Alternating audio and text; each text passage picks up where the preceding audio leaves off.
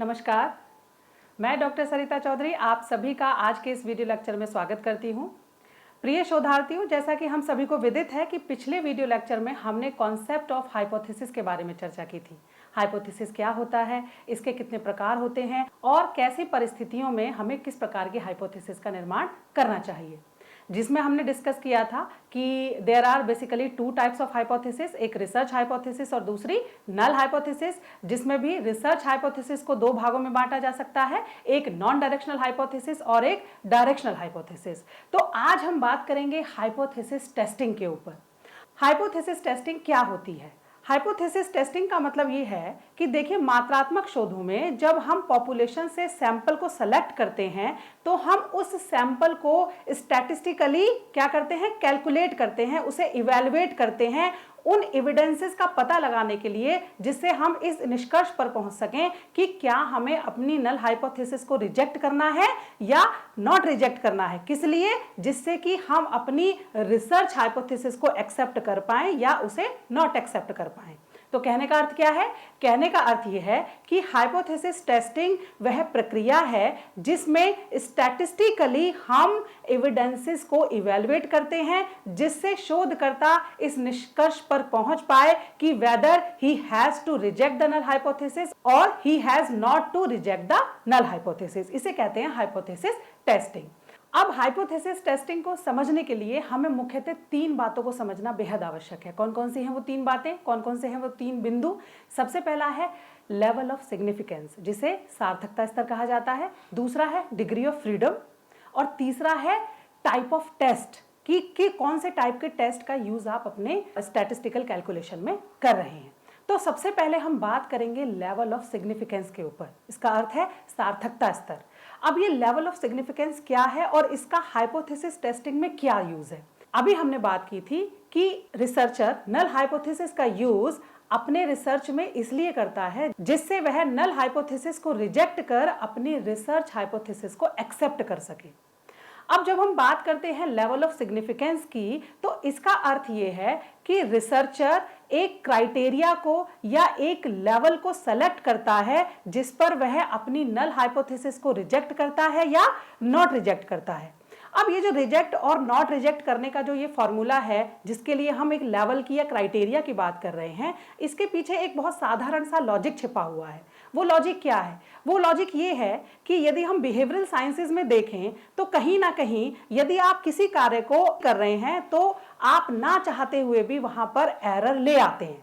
मतलब आप ले आते हैं या एरर अपने आप आ जाती हैं, और वो जो एरर होती हैं, वो जो त्रुटियां होती हैं, वह व्यक्ति या रिसर्चर की ज्ञान में नहीं होती। मतलब उसे नहीं पता होता कि एरर या त्रुटि या मिस्टेक हो गई है।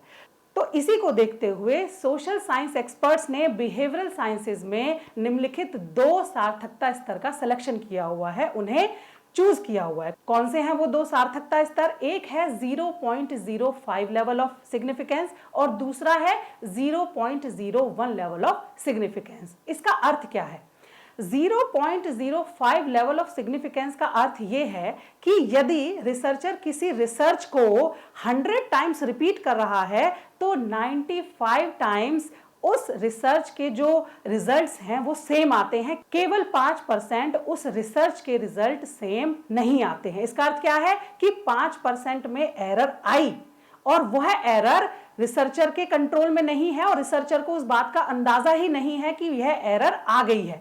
Due to some sample fluctuation, due to some selection of wrong test, किसी भी तरीके से वह एरर जो है आ जाती है। इसलिए जो निर्धारण किया हुआ है इस स्तर को कहते हैं 0.05 लेवल ऑफ सिग्निफिकेंस। दूसरा जो होता है वो होता है 0.01 लेवल ऑफ सिग्निफिकेंस। इसका अर्थ क्या है? 99% लेवल ऑफ कॉन्फिडेंस। इसका अर्थ ये है कि यदि रिसर्चर किसी रिसर्च को 100 टाइम्स रिपीट करता है तो उसमें से 99 टाइम, मतलब कि 99 टाइम्स रिसर्च के रिजल्ट्स सेम आते हैं, केवल 1% रिसर्च के रिजल्ट सेम नहीं आते हैं। तो यहां पर कितने परसेंट एरर आई, यहां पर केवल 1% एरर आई। मतलब 99% आपके रिजल्ट एक ही जैसे आ रहे हैं और केवल 1% आपके रिजल्ट सेम नहीं आ रहे हैं, जो कि रिसर्चर की नॉलेज में नहीं है। तो सोशल साइंस रिसर्चेज में, बिहेवियरल साइंसेज में एक्सपर्ट्स ने 0.05 लेवल और 0.01 लेवल को इसलिए स्वीकार किया हुआ है क्योंकि हम ये मान रहे हैं कि let us allow people to have 5% error. मतलब कोई बहुत बड़ी बात नहीं है, यदि आप 5% या 1% एरर कर दे रहे हैं या गलती से हो रही है तो उसको एक्सेप्ट किया जा सकता है बिहेवियरल साइंसेज में, ठीक है। तो ये तो था हमारा लेवल ऑफ सिग्निफिकेंस। अब इसको हम हाइपोथेसिस टेस्टिंग के साथ कनेक्ट करेंगे। कैसे? अब इसके आधार पर हम हाइपोथेसिस को रिजेक्ट या नॉट रिजेक्ट कैसे करते हैं, उसको समझने से पहले हम हाइपोथेसिस टेस्टिंग की अप्रोच को समझेंगे। देखिए, जब हम हाइपोथेसिस टेस्टिंग की अप्रोच की बात करते हैं तो बेसिकली हाइपोथेसिस टेस्टिंग को दो अप्रोचेस के आधार पर समझा जा सकता है। वैसे तो 3 अप्रोच होती हैं, लेकिन जनरली जो हम बात करते हैं वो बात करते हैं 2 अप्रोचेस की। सबसे पहले जो अप्रोच होती है वो होती है क्रिटिकल वैल्यू अप्रोच, और जो दूसरी अप्रोच होती है उसे हम कहते हैं प्रोबेबिलिटी वैल्यू अप्रोच। तो सबसे पहले हम बात करेंगे क्रिटिकल वैल्यू अप्रोच की। क्रिटिकल वैल्यू अप्रोच में हम कैलकुलेटेड क्रिटिकल वैल्यू को स्टैंडर्ड टेबल वैल्यू के साथ कंपेयर करते हैं और उस आधार पर अपनी नल हाइपोथेसिस को रिजेक्ट या नॉट रिजेक्ट करते हैं। कैसे करते हैं? देखिए, आपकी यदि हम क्रिटिकल रेशियो वैल्यू या कोई बात करें, जैसे आपकी टी वैल्यू है या जेड वैल्यू है या एफ वैल्यू है, यदि यह वैल्यू स्टैंडर्ड टेबल वैल्यू के बराबर है या उससे अधिक है तो इस स्थिति में यह जो वैल्यू है, जो आपकी कैलकुलेटेड वैल्यू है, इसे सिग्निफिकेंट माना जाता है और ऐसी स्थिति में नल हाइपोथेसिस को रिजेक्ट किया जाता है। इसका अर्थ क्या है? नल हाइपोथेसिस को रिजेक्ट किया जाता है, इसे हम उदाहरण से समझेंगे। यदि हमने नल हाइपोथेसिस ये बनाई कि there is no significant difference in reading ability scores of males and females, ठीक है, तो यहां पर यदि हम ये कह रहे हैं हमारी जो कैलकुलेटेड वैल्यू आई है वह हमारी स्टैंडर्ड टेबल वैल्यू से अधिक आ रही है, तो हम क्या करेंगे? नल हाइपोथेसिस को रिजेक्ट कर देंगे। हम ये कहेंगे कि there is a significant difference in reading ability scores of males and females. क्योंकि नल हाइपोथेसिस रिजेक्ट हुई तो इसका अर्थ क्या है? जो रिसर्च हाइपोथेसिस बनाई है हमने, रिसर्च हाइपोथेसिस का मतलब है, हमने पहले भी बात की थी कि इसको बेसिकली मेंशन आप करें या ना करें वो अपने आप ही एग्जिस्टेंस में आ जाती है क्योंकि आपने नल हाइपोथेसिस को बनाया हुआ है। तो यदि वो रिजेक्ट होती है तो आपकी नल हाइपोथेसिस के रिजेक्ट होते ही ऑल्टरनेटिव हाइपोथेसिस या रिसर्च हाइपोथेसिस एग्जिस्टेंस में आ जाती है। तब आप ये कहते हैं कि there is a significant difference in reading ability scores of males and females.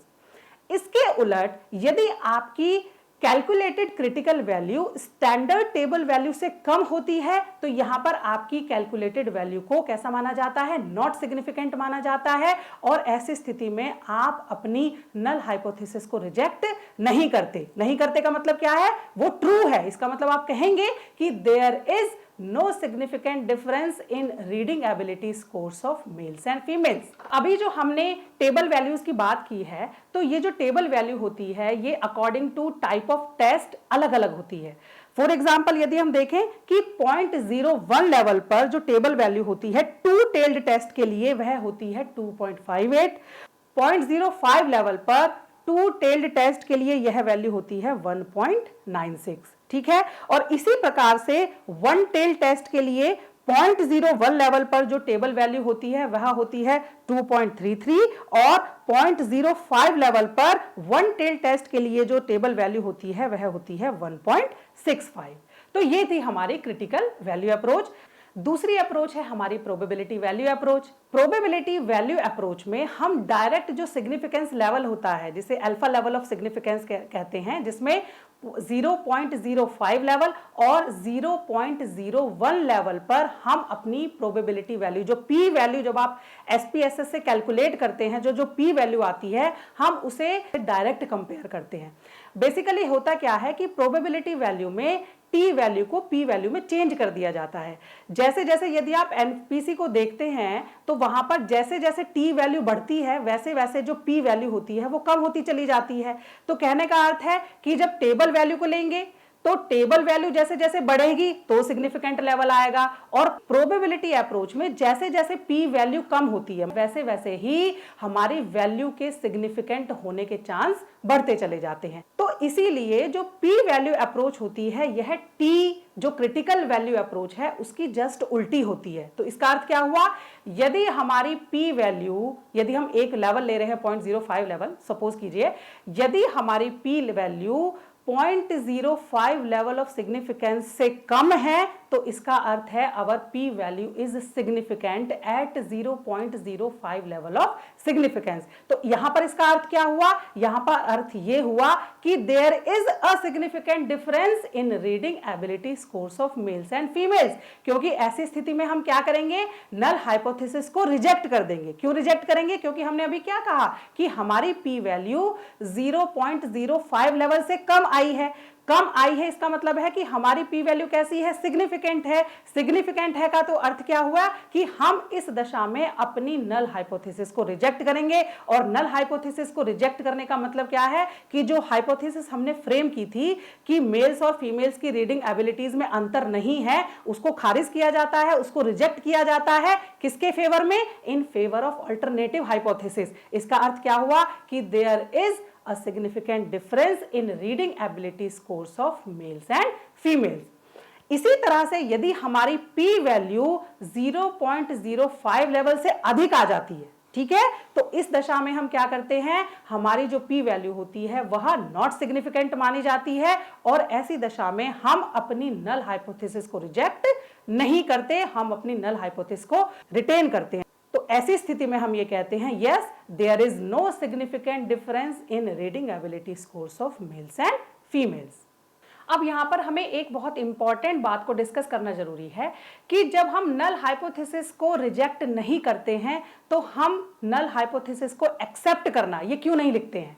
अधिकतर ये देखा जाता है कि कई बार हम अपनी डिसर्टेशन में या थीसिस में जब हमारी नल हाइपोथेसिस रिजेक्ट नहीं हो रही होती है तो हम उसको लिख देते हैं कि हमारी नल हाइपोथेसिस एक्सेप्ट होती है, मतलब स्वीकार की जाती है। लेकिन ये स्टेटमेंट गलत है। हमें कभी भी यह नहीं लिखना है कि our null hypothesis is accepted. हम क्या लिखते हैं, our null hypothesis is not rejected. ठीक है, एक्सेप्ट नहीं है, नॉट रिजेक्टेड है। इसका अर्थ क्या है, इसका अर्थ यह है कि हमें रिसर्च हाइपोथेसिस के फेवर में एविडेंसेस तो प्राप्त हुए हैं, मतलब हमें पता तो चला है कि रिसर्च हाइपोथेसिस हमारी कई बार सही सिद्ध हुई है, लेकिन क्योंकि रिसर्चर ने जो लेवल ऑफ सिग्निफिकेंस जो सेलेक्ट किया है वह 0.05 या 0.01 लेवल को डिसाइड किया है, इसलिए वह रिसर्च हाइपोथेसिस के जो एविडेंसेस हैं वे इस लेवल के क्राइटेरिया को फुलफिल नहीं कर पा रहे हैं। कहने का अर्थ यह है कि जिस दशा में हमारी नल हाइपोथेसिस नॉट रिजेक्ट होती है, इसका अर्थ यह है कि हमारी रिसर्च हाइपोथेसिस ट्रू है, लेकिन वह 95, यदि हम 0.05 लेवल की बात कर रहे हैं कि हमारी रिसर्च हाइपोथेसिस 95 से कम बार ट्रू सिद्ध हुई है ना। इसका मतलब है कि उसके डिफरेंसेस के एविडेंसेस तो हमें प्राप्त हुए हैं, लेकिन सफिशिएंट अमाउंट ऑफ डिफरेंसेस हमें प्राप्त नहीं हुए। क्यों नहीं हुए, क्योंकि हमने सेलेक्ट किया हुआ है कि 95% यदि हमारी रिसर्च हाइपोथेसिस ट्रू सिद्ध होती है उसी दशा में हम अपनी नल हाइपोथेसिस को रिजेक्ट करेंगे। यदि 95 से कम, फॉर एग्जांपल 94, 90, 85 या 80% भी हमारी रिसर्च हाइपोथेसिस सही सिद्ध होती है तो उस दशा में हम अपनी नल हाइपोथेसिस को रिजेक्ट नहीं कर सकते। तो इसका अर्थ यह है कि हम 100% ये नहीं कह सकते कि डिफरेंसेस नहीं है, डिफरेंसेस आए हैं, लेकिन क्योंकि हमने वो जो लेवल डिसाइड किया है उस लेवल की क्राइटेरिया को हमारी रिसर्च हाइपोथेसिस फुलफिल नहीं कर पा रही है, इसलिए हम ये कहते हैं कि hence null hypothesis is not rejected in favor of alternative hypothesis. इसका मतलब क्या है कि हम अपनी नल हाइपोथेसिस को रिटेन रखेंगे, क्या कि there is no significant difference in reading ability scores of males and females. यही कारण है कि कभी हम ये नहीं लिखते कि हमारी नल हाइपोथेसिस को स्वीकार किया जाता है, हम ये कहते हैं कि हमारी नल हाइपोथेसिस को रिजेक्ट नहीं किया जा सकता। ठीक, अब हम बात करेंगे दूसरे बिंदु के ऊपर जिसका नाम है डिग्री ऑफ फ्रीडम।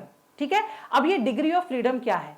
देखिए, हमने देखा होगा कि जब हम टेबल वैल्यू से अपनी क्रिटिकल वैल्यू को कंपेयर करते हैं तो वहां पर टेबल वैल्यू होती है, वहां पर सबसे पहले डिग्री ऑफ फ्रीडम की वैल्यूज दी जाती हैं।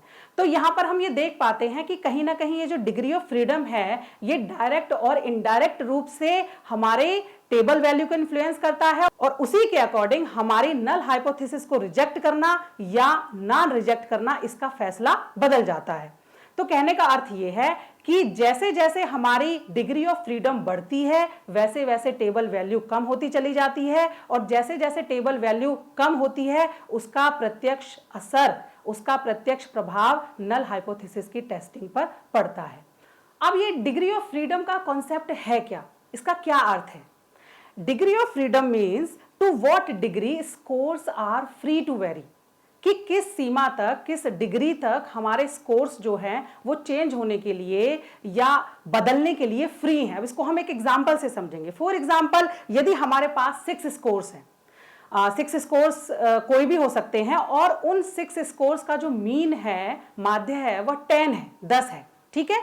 तो यहां पर आप ये देखिए कि आप किसी भी तरीके से जब 5 स्कोर्स की वैल्यूज को आप चेंज करते हैं तो एकदम से वो जो 6 स्कोर होता है, जो 6वां स्कोर है, उसका जो वैल्यू है वो पहले से ही डिटरमाइन हो जाती है। क्यों डिटरमाइन हो जाती है? जिससे कि आपका जो मीन है वो 10 आ सके। हम क्या बात कह रहे हैं, हम ये क्या समझने का प्रयास कर रहे हैं? हम ये समझने का प्रयास कर रहे हैं कि यदि आपके पास 6 स्कोर्स हैं और उन 6 स्कोर्स का माध्य 10 है तो आप किन्हीं भी 5 स्कोर्स को चेंज कर सकते हैं। मतलब 5 स्कोर्स अपने आप चेंज होने के लिए, वेरी होने के लिए फ्री हैं। लेकिन जैसे ही आप 5 स्कोर्स को चेंज करते हैं, अपने आप ही जो 6वां स्कोर है, कोई सा भी हो सकता है, वह 6वां स्कोर अपने आप ही प्री डिटरमाइंड हो जाता है, वह फिक्स हो जाता है कि उसको कितना होना है, उसकी वैल्यू कितनी होनी है, जिससे कि उन 6 स्कोर्स का माध्य 10 हो सके। इसका एग्जाम्पल ये हो सकता है, जैसे मान लीजिए आपके पास 6 स्कोर्स कौन कौन से हैं? पहला है 2, दूसरा है 4, 8 और आप चौथे 5वें के स्थान पर 10-10 रख सकते हैं, ठीक है। और हमें ध्यान रखना है कि इनका माध्य कितना आना चाहिए? 10 आना चाहिए। तो अभी हमने 5 जो स्कोर्स हैं वो चेंज कर लिए अपने हिसाब से, किसी को 2 रख लिया, किसी को 4 रख लिया, 8, 10 और 10। अब इनको ऐड कीजिए, कितना हुआ? ये जो जोड़ आता है ये आता है आपका 34। 34 में कितनी वैल्यू को और ऐड किया जाए जिससे इन 6 स्कोर्स का मीन 10 हो सके? तो हम यहां देख रहे हैं कि यदि 34 में 26 को ऐड कर लिया जाए तो हमारा माध्य हमें 10 प्राप्त हो जाता है। तो यहां पर हम ये देख पा रहे हैं कि इन 6 स्कोर्स में से किन्हीं 5 स्कोर्स को तो चेंज होने की, वेरी होने की फ्रीडम है, लेकिन जैसे ही ये 5 स्कोर्स वेरी करते हैं, जो 6वां स्कोर है, कोई भी हो सकता है, वह अपने आप ही प्री डिटरमाइंड हो जाता है। किसके लिए? In order to be the mean 10, क्योंकि हमें मीन कितना चाहिए? हमें 10 चाहिए। तो इसका मतलब क्या है कि यदि इसको एक फॉर्मूले से हम डिनोट करना चाहें तो डिग्री ऑफ फ्रीडम का मतलब होता है degree of freedom is equal to n-1। n-1 का मतलब क्या है? Total available options minus total restrictions imposed. कितने हैं टोटल अवेलेबल ऑप्शंस हमारे? 6। रेस्ट्रिक्शन कितनी है? रेस्ट्रिक्शन मतलब जो चेंज नहीं हो सकता, कितने हैं वो? एक ही नंबर है जो हमारा चेंज नहीं हो रहा था, वो नंबर कौन सा है? 24। तो एक ही नंबर है, तो इसलिए 6 - 1 = 5। तो हम यहां पर देख पा रहे हैं कि इस डिस्ट्रीब्यूशन की जो डिग्री ऑफ फ्रीडम है वो कितनी है? 5।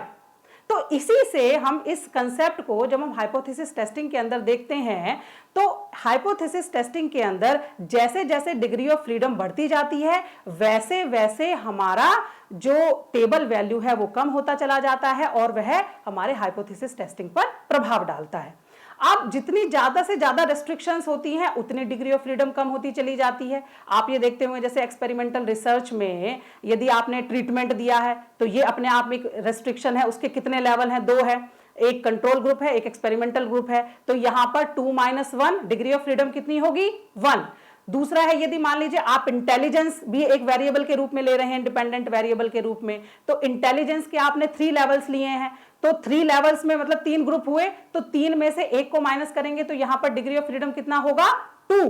तो इस तरह से क्या होते हैं कि जितनी रेस्ट्रिक्शंस होती चली जाती है उसके अनुसार एक एक डिग्री ऑफ फ्रीडम कम होती चली जाती है, जिससे फाइनल डिग्री ऑफ फ्रीडम जो है आप देखते होंगे टेबल में, जब एसपीएसएस के थ्रू कैलकुलेशन करने के बाद जो हमें टेबल मिलती है उसमें सबसे नीचे एक टोटल डिग्री ऑफ फ्रीडम को लिखा हुआ होता है। तो कहने का अर्थ यहां पर हम समझ पा रहे हैं कि जो डिग्री ऑफ फ्रीडम है स्टैटिस्टिकली यह हमारी हाइपोथेसिस टेस्टिंग को अफेक्ट करती है, उसको प्रभावित करती है।